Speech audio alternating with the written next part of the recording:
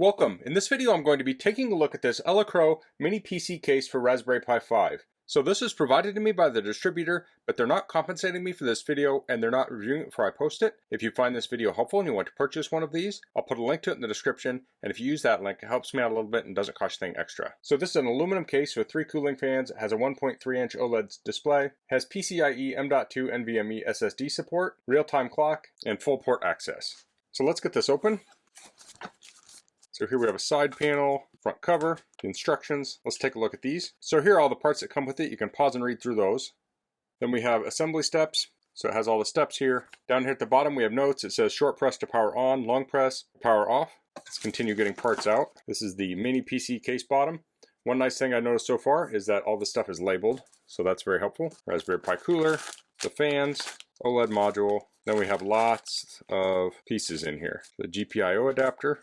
Looks like it comes with a little screwdriver. This is the PCIe to SSD adapter, TF card adapter, case top, interface panel. I think that's everything. So I'm going to be installing this Raspberry Pi 5. This is an 8 gig model. Let me get started going through the directions. I'm going to get the case bottom, and I'm going to organize these parts just a little bit. So it says here I want the M2 6.5 plus 3 stud. So I'll look through my parts here. So I'll pull these out, and here are the parts.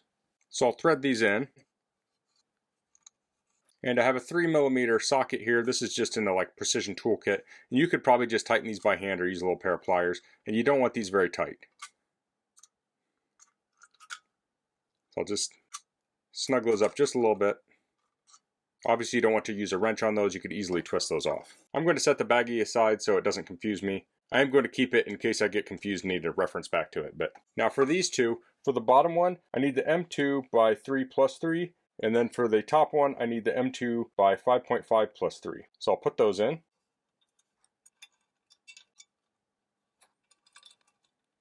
Next, we want to install the cooler on the Raspberry Pi. That's going to be this. So we have these conductive pads. We also have these little spring clips. So these pads have plastic on both sides. I need to peel that off. See that? And we'll put one on the CPU. And that plastic is on both sides.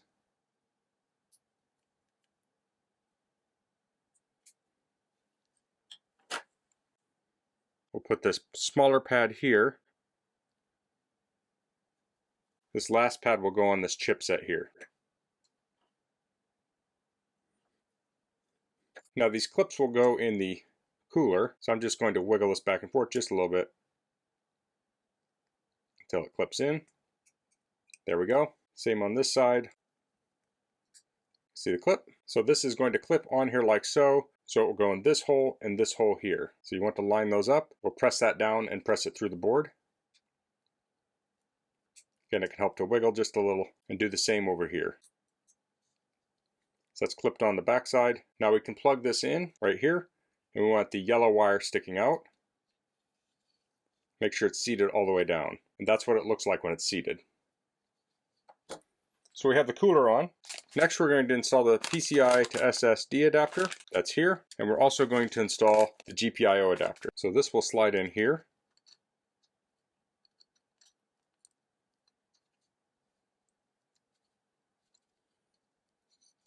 I want to pull it in evenly. You can feel it's fully seated. This is going to go in over here, and this is the orientation you want it in.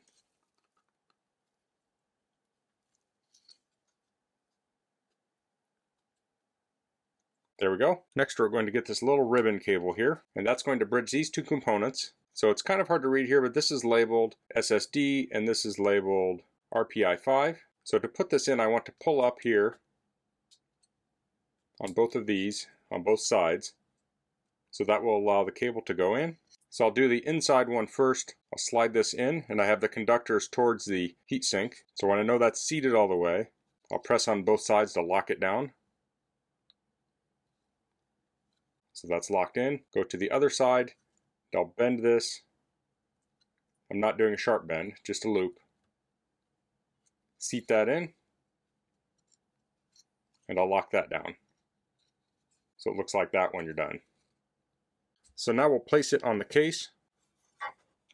So we put the standoffs in earlier. So those will line up with holes of the different components. So now we want the CM/4 screws. So here, and there's 10 of these, and these will go in, I guess, everywhere a hole lines up. It looks like one of them is going to go in here. So I'm going to pull this board off. It's not easy pulling that board off. I just gently pulled it back and forth. But if you're building this, leave this off and then put the screws in back here and then reseat the board. Now this came with a screwdriver. I'm just going to use one I already had. Either one would work. And I'll screw in all these screws. Now when I place this in here, there are 2 studs back here. I want to make sure I don't place it on those. So the easiest way to do it is to line up the front and then do the back. So I'm going to put some screws in here, and I'm not going to tighten these all the way down yet until I get at least a number of them in.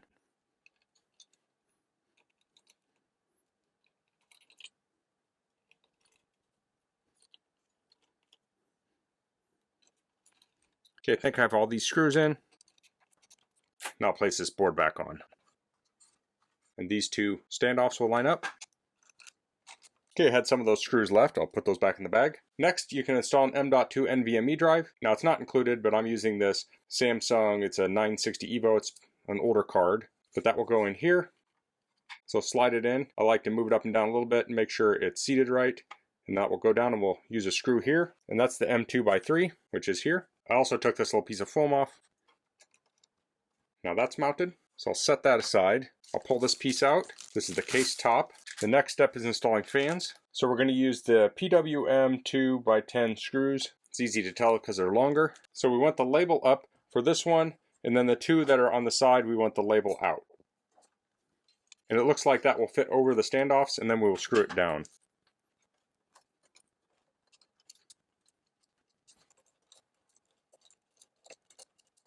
Okay, those are installed. Next, we want to put the switch on. So this is going to have a threaded nut. We'll remove it. It also has this loom material. I think we're going to have to take all that off.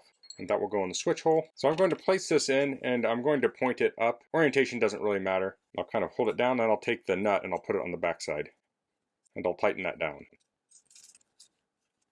Now the power switch is in. We can install the OLED module. So that's going to go in like this. The ribbon cable is going to be down, and I'll pull this protector off before I put it in. So that's going to use the same screws we used for the motherboard.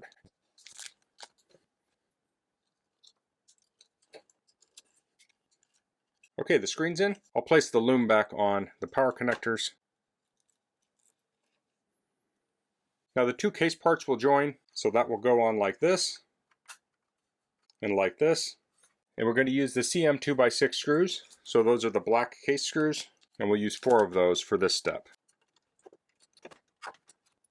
Okay, so I got the case screws in. I ended up using a number 1 screwdriver. I think there might have been a little bit of powder coating on those threads. So I got this one, and this one, the head snapped off, but it's in there very solid still. So now we want to hook up the switch, and those are going to go on these connectors here. So we have 2 cables. One is black and red, and black and red is going to go to the LED. Plus is red, black is minus. So it's a little hard to see here, but I'll place the connector here, and then the other connector will go on the switch, and that shouldn't matter which one's on which orientation. So I have that on there now. Now it has this loom in here, but I'm not loving how it looks. I'm just going to take it out. There we go. Next I want to hook the fans up, and they're all going to connect into the side of this. So I need to route the cables. I'll stuff them back here. It might have made sense to put these on before.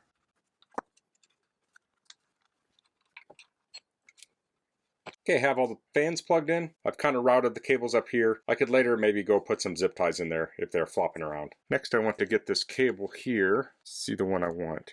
It's going to go into here and go around to here. So this is very small. There's a little lever you peel up, and it's already up, so I'm going to leave it as it is. I think I'm going to want the thinner of the 2. So there's 2 cables. I want the thinner one. So this is going to go in on this side here.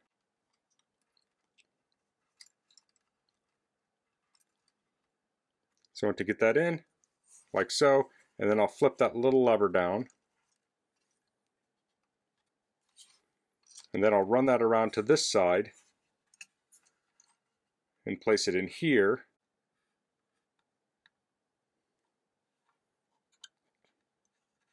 Okay, so I have that seated. Now I'll flip that down.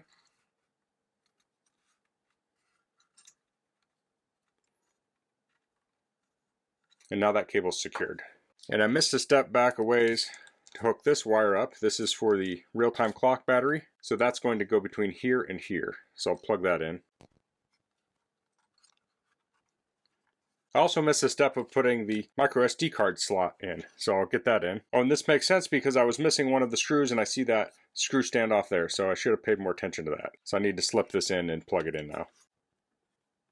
So now we'll finish this thing out. We have the interface panel, has protective plastic on it. Peel that off. So that will go on here.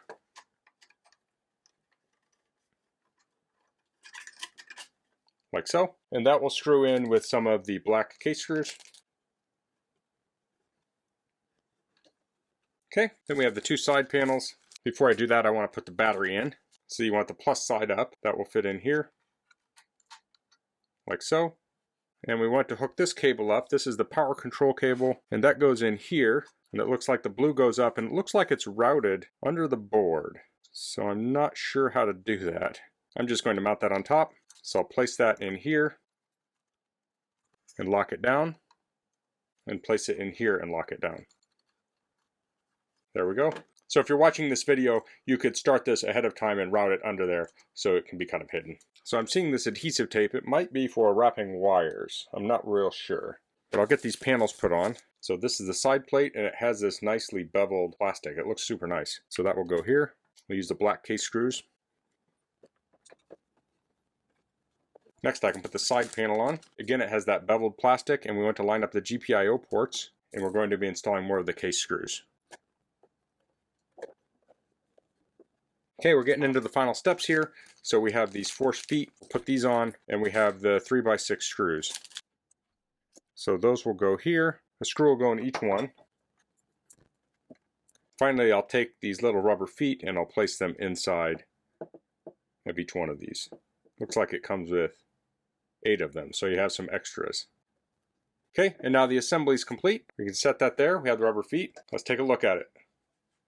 So it looks really cool. It looks like a little gaming PC. So we have our real-time clock here. We have our M.2 NVMe drive. We still have our GPIO. We have the ports in the back.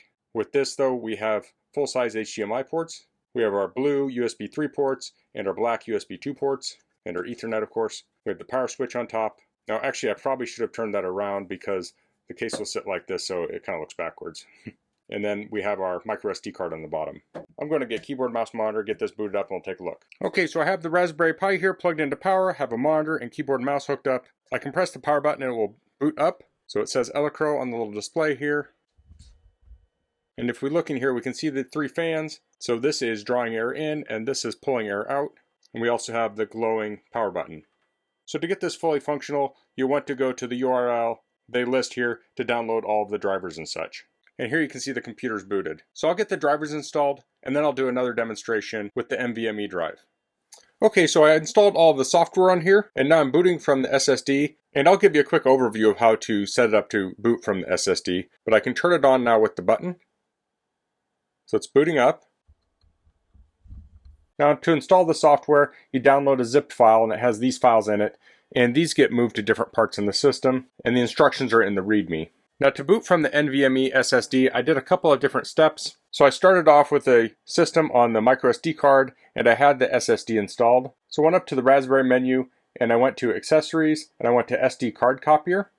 From here, I chose the micro SD card from Copy From Device, and then Copy to Device, I chose the NVMe SSD, and I also selected New Partition UUIDs. So that took a little while to copy everything over, but that copied the system from the SD card to the NVMe drive. Then I opened up a terminal, and I typed sudo space raspi-config. From there, I went to Advanced Options, and then Boot Order, and I chose NVMe USB Boot. Once I did that, it was set up to boot from the NVMe drive, so I just rebooted it, and now it boots up very quickly. Now I did take the SD card out, but I could leave it in. Of course, this also has a real-time clock battery, so if you don't have network set up, it will retain its time. Now if we look down on the case, we can see the little OLED display. It has different stats on it, how much memory is being used, how much storage, temperature. Now that's just a little Python file, so if you know some Python, you can go in and edit it. So for instance, the temp is in Celsius. If I wanted to make that Fahrenheit, I could go into the script and just do a little modification to change that. So that's the Elecrow mini PC case for Raspberry Pi 5. This was a fun little project to put together. Now there are a couple parts in the instructions that I felt would have been easier to do out of order. Like putting this board on here, I would put that on later, and I should have rerouted this cable below. But otherwise it was fairly easy to follow. This offers some nice upgrades. You can do NVMe storage, you have real-time clock, you have full-size HDMI ports, and then you have the fans and the RGB lights. I think this looks really cool. It looks like a really small little gaming PC type thing. Oftentimes you might have a Raspberry Pi computer and you might hide it away. With something like this, you might want to put this as a sort of decoration or conversation piece. So if you're looking to up your Raspberry Pi computer style with some performance upgrades too, I think this is a great option. So that's all I'm going to cover in this video. If you have any questions, please leave them in the comments. If you like this video, please click like. If you haven't subscribed to my channel, I'd appreciate it if you could do that. And thanks for watching. Until next time, goodbye.